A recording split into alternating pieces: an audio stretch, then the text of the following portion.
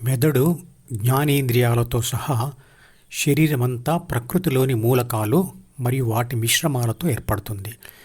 తల్లి గర్భంలో ఏర్పడిన ప్రాథమిక కణం జైగోట్ అంటే పిండంలోని ముఖ్య భాగాలు. 1. ఏ అంటే ప్రాణశక్తి. ఇది ఏటీపీ అంటే అడినోసైన్ ట్రైఫాస్ఫేట్ అనే పదార్థంలో దాగి ఉన్న విశ్వశక్తి అంశ అయిన రసాయన శక్తి. సూర్యశక్తి ఫోటోసింథసిస్ ద్వారా మొక్కలలోని ఏటీపీకి చేరుతుంది. మొక్కల నుండి అది ఇతర జీవులకు చేరుతుంది. మనిషి చెట్ల ఆకులు, కాయలు, పండ్ల ద్వారా కానీ లేదా జంతువులను తినడం వల్ల కానీ ఆ శక్తిని పొందుతాడు. అదే ప్రాణశక్తి లేదా ఆత్మశక్తి. 2. బి అంటే పుస్తకం లాంటి ప్రాథమిక మనసు లేదా జెనెటిక్ మనసు. ఇది కంప్యూటర్లోని ఆపరేటింగ్ సిస్టమ్ లాంటిది.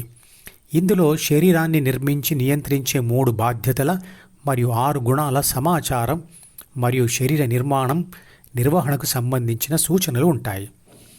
3. జైగోట్ కణ పదార్థం. జైగోట్లోని ఏ మరియు బి రెండూ కలిసే న్యూరాన్ కణాలలో ఉంటాయి. బిలోని సూచనలతో ఏబి అంటే కంట్రోలర్గా మారుతుంది. అది తల్లి నుండి శక్తిని తీసుకుంటూ అనేక కణాలతో పూర్తి శరీరాన్ని నిర్మిస్తుంది. శరీరంలో జీర్ణ, శ్వాస మరియు రక్త ప్రసరణ పనులు చేయిస్తుంది.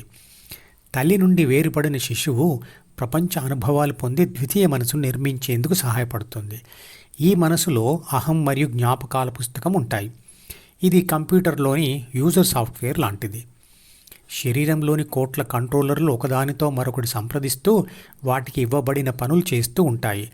మెదడు ఏర్పడిన తర్వాత అందులోని న్యూరాన్ కణాలలోని కంట్రోలర్ శరీర పోషణ, శరీర రక్షణ మరియు పునరుత్పత్తి అనే 3 బాధ్యతలను నెరవేర్చడం కోసం ప్రాపంచిక అనుభవాల కోసం ప్రయత్నించి పొందిన ఆ అనుభవాల నుంచి ద్వితీయ మనసును అంటే C+Dని సృష్టిస్తుంది. శరీరంలోని మిగతా న్యూరాన్ కణాల్లో ఉన్న ప్రాణశక్తి అంటూ మెదడులోని న్యూరాన్ కణాలలో ఉన్న ప్రాణశక్తిని మాత్రం ఆత్మశక్తి అంటాయి. ఆ ఆత్మయే నేను, అది అందరిలో ఉంది.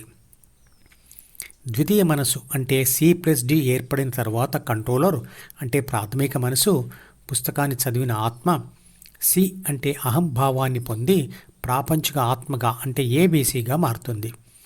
ఇది డిలోని కోరికల ద్వారా ఈ అంటే జ్ఞానేంద్రియాల సహాయంతో ప్రాపంచిక అనుభవాలను పొంది ఆ అనుభవాల సారంతో ద్వితీయ మనసును మారుస్తుంది.